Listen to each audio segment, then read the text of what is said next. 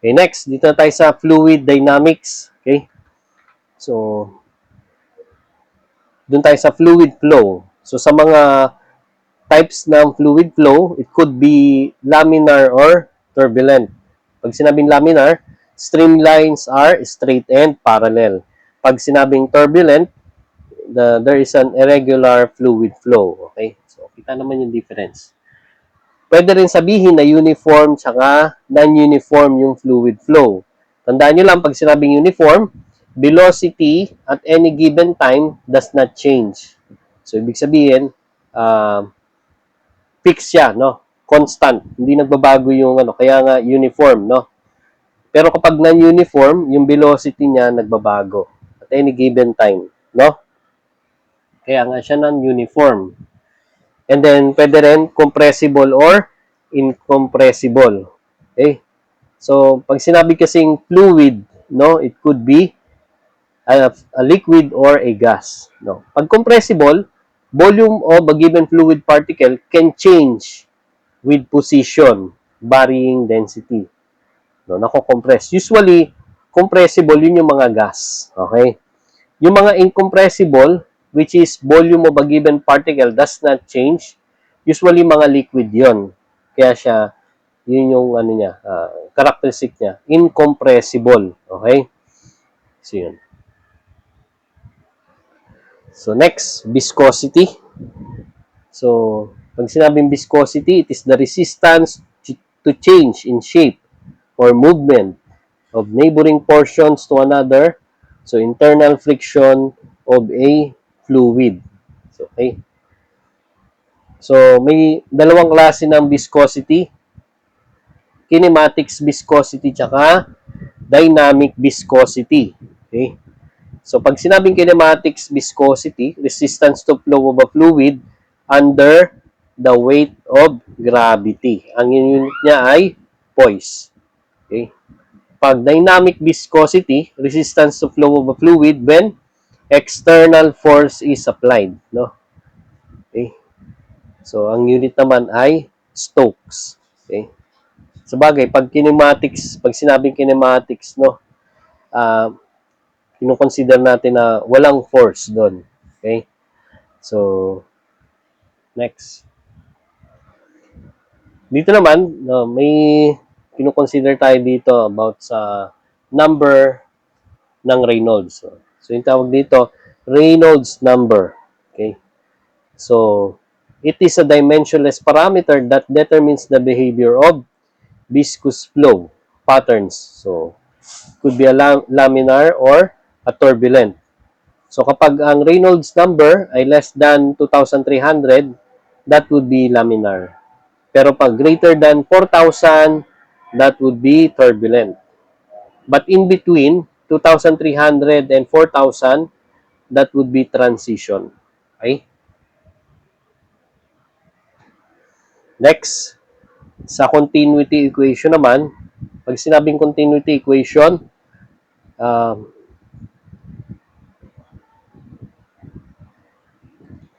an equation that describes the transport of some quantity. No? So, volume flow rate. So, the volume of fluid which passes by a point in a given amount of time. So, ano ba yung volume flow rate? So, consider natin to, yung kanya notation ay J, no? J sub V. Okay? That is equal to the cross-sectional area. So, kapag halimbawa, ito yung dinadaanan nila, no? Na pipe, no? Ito yung cross-sectional area times yung V, the velocity of the fluid. So, A times B.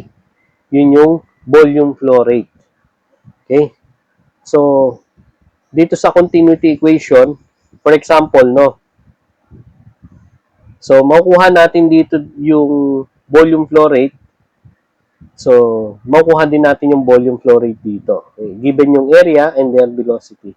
Take note that kapag continuity equation, equal yung volume ng flow rate dito sa point na to compared dito sa point na to. Let's say point 1, this is point 2. A sub 1, B sub 1, A sub 2, B sub 2. So, equal yan.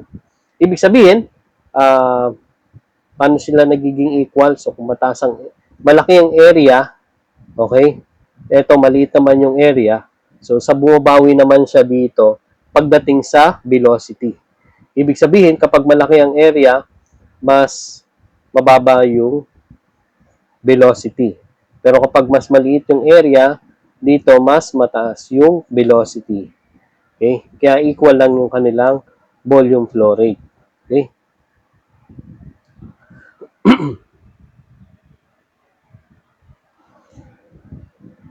Next, pwede rin yung mass flow rate. That is, pwede natin equate yung mass flow rate, that is, at two different points, pwede mag-equal yung mass flow rate. So, yung mass flow rate at point 1 is equal to the mass flow rate at point 2. Ano ba yung mass flow rate na yan? That is the density of the given fluid times yung velocity ng fluid times yung area. Area pa rin, no? Which is also equal to area times velocity divided by yung V dito na isa, dalawa no? Tawag dito, no? Specific volume of fluid. Kasi ang formula ng density is reciprocal ng specific volume ng fluid, no? Okay, so solve tayo ng problem.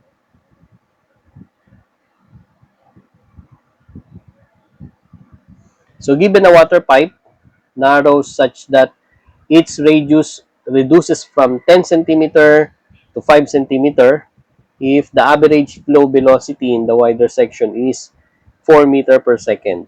So determine the average velocity in the narrower section.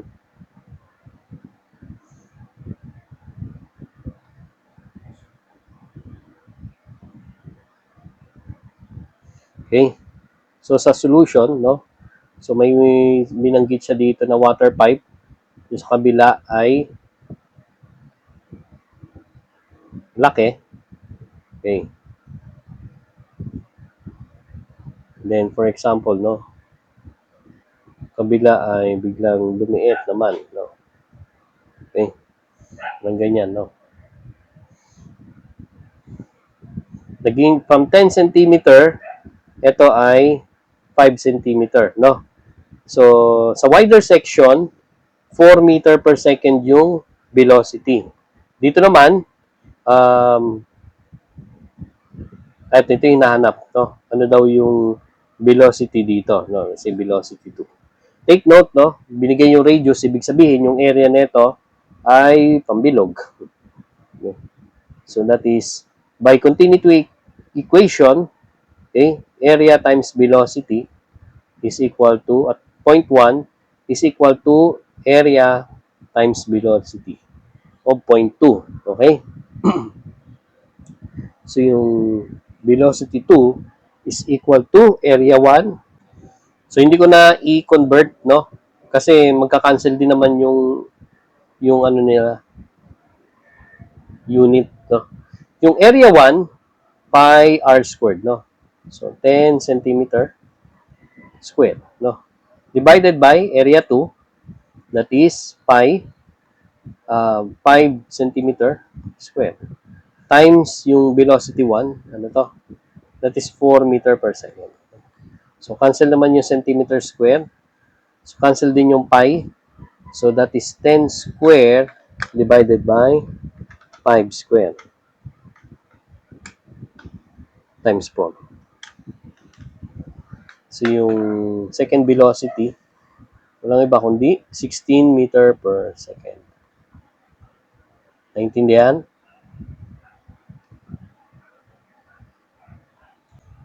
Okay, next. So, dito na tayo sa, again, fluid mechanics pa rin. Sa Bernoulli equation naman. Okay. So, pag sinabing Bernoulli equation, it states that an increase in the speed of a fluid occurs simultaneously with a decrease in pressure or a decrease in the fluid's potential energy. Okay. So, parang ito rin yung mga continuity equation. Pinagkaiba in terms of pressure, no? In terms of mga pressure tsaka ng height, no? So, kapag nabanggit yung ano. For example, ito ulit, tubo ulit, no? Meron dito 0.1 and then 0.2. So, individually, meron silang velocity at 0.1, velocity at 0.2. Ganon din yung pressure 1 at 0.1 and pressure 2 at 0.2. Okay? Ayan. Okay. So, yung component ng Bernoulli equation is pressure energy, kinetic energy per unit volume, tsaka potential energy per unit volume. Okay? So, sinasabi, no, yung sa Bernoulli equation, equal lang yung component, yung sum ng components na to at 0.1, ganun din at 0.2. Okay? So, kung halimbawa, kung ang velocity ay tumaas, let's say mababa ang velocity dito, pero pagdating dito, tumaas, so meron naman siyang bumababa din. No? Kung tumaas ang velocity dito, ibig sabihin, possibly, bababa naman yung pressure or yung height nung, nung cross-section na to. Okay? So, yung ganoon. Although, pag nag-solve tayo sa Bernoulli equation, hindi lahat, no, included dito. For example, pwedeng pressure lang tsaka tong kinetic energy, no? So, pwedeng wala, hindi kasama yung halimbawa, no, hindi na need, no, yung tong pangatlo, yung potential energy per unit volume. So, minsan kasi wala nang given na mga ganyan na height, etc. Okay?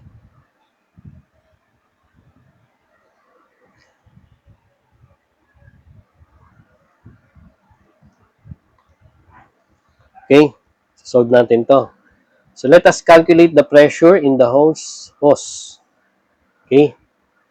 Whose absolute pressure is 1.01 times 10 raised to 5 Pascal. If the speed of the water in the hose increases from 1.96 meter per second to 25.5 meter per second. So, assume that the flow is frictionless and the density is 1,000 kg per cubic meter. So, mabait pa yung problem, no? Okay? Dahil nilagay niya pa yung density. Okay? So, solution. Okay? So, pinapakompute yung pressure. Okay? So, although may given na pressure, okay? So, and then may given na hose. Pero, sabi, nag-increase daw yung velocity niya. So, nag-increase. So, from 1.96 to 25.5. So, wala namang binabanggit kung Bernoulli, ano to. Pero sabi ko nga, no, kapag Bernoulli equation and then halimbawa nandun sa mga, katulad yung mga pipes, mga dinadaanan ng water, no? That is, kapag may kinukonsider tayong mga pressure, nagbabago, yung mga velocity, yun na yung Bernoulli equation. Okay? So, wala namang given na height. So, yung sinasabi ko sa inyo, na possibly, ang solution ay pressure plus yung kinetic energy, one half density velocity 1 square equals yung pressure 2 plus one half the density velocity 2 square. So, hinahanap yung pressure. Okay? So, yung P sub 1, that is 1.01 times 10 raised to 5. So, anyway, Pascal is already in SI unit. So, kahit di ko na ilagay. Plus 1 half, density is 1,000. Okay? Times velocity, that is 1.96. Okay? Equals to, ito yung nahanap, pressure 2. Okay? So, plus 1 half, still 1,000 times velocity 2 square. Ay, given ang velocity 2. 25.5 yan. Okay? So, by solve, ano yung P sub 2? Square to class, square. Malinaw ng problem. So, ibig sabihin, ito dapat yung 1.01 times 10 raised to 5. Then, ito yung unknown, P1.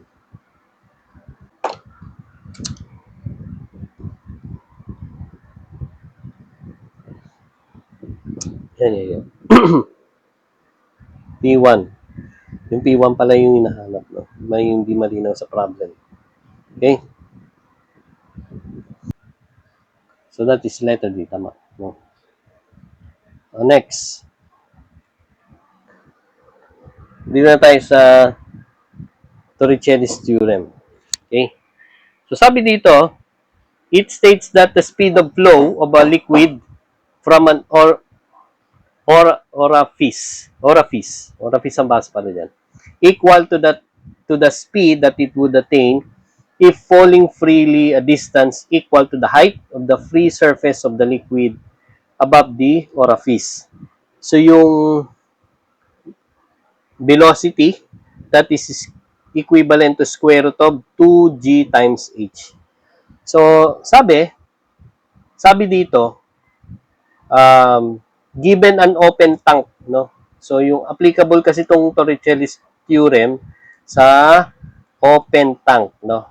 Kasi meron ditong pressure na tutulak, no? Okay? So hindi pwedeng close. So yung tinatawag na height dito, hindi dito nanggagaling sa ground, no? Dito sa height niya mula dito sa surface hanggang dun sa butas. Ibig sabihin, mas malalim, mas mataas ang height, no? Baligtad, no? Ibig sabihin, mas mababaw, mas mababa ang height. Okay? Kaya kung titignan nyo, kung sino yung mas malalim na butas, yung velocity ang pinakamataas. Kasi nga, the higher the value of h, the higher the velocity. Ibig sabihin, kung butas lang siya dito sa kababawan lang, no? Dito sa ano, mahina lang, okay? Mahina lang, okay? Mahina lang yung velocity niya, okay? Yun yung kay Torricelli's theorem, okay? Tandaan nyo, V equals square root of 2gh. Yung g dyan, yung 9.81 meter per second squared. Okay? So, sagutin natin yung problem. So, given a large water tank has a smooth circular orifice positioned 15 meters below the water surface. So, the diameter of the opening is 0.75 meters. So, determine the volumetric flow rate of water exiting the orifice. So, meron daw large water tank. Okay? Pwede naman hindi i-draw. Pwedeng gusto nyo i-drawing. Maano nyo naman. So, dito nyo malalaman na ang binabanggit nyo dito ay theorem ni Torricelli. No? So, may large water tank, then circular orifice, yung may butas, positioned 15 meters below the water surface. O, di ba? Yun yung height. Kung ito yung water surface, for example, ito yung height niya, no? Okay. Ito yung height niya. Okay. So, then meron siyang tapon dyan. Okay. So, the diameter of the opening is 0.75 meter. So, yung height is 15 meters, but yung diameter is 0.75 meters. Hinahanap, ano daw yung volumetric flow rate? Di ba yung volumetric flow rate is JV equals area times yung velocity. Yung area, di ba bilog yan, no? Pi r squared, no? So, kalahati ng 0.75, then square, no? Times yung velocity, dahil timaan dito yung Torricelli's theorem, gagamitin natin yung square root of 2gh. Yung g, 9.81, and then yung height, 15 meters. Okay? So, basta SI unit lang, no? So, pi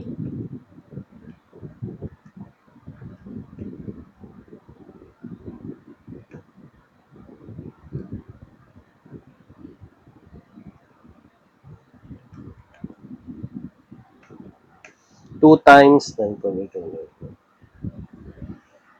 Okay? So, the answer is, yung volumetric flow rate is equal to 7.58. Tama ba? Cubic meter per second.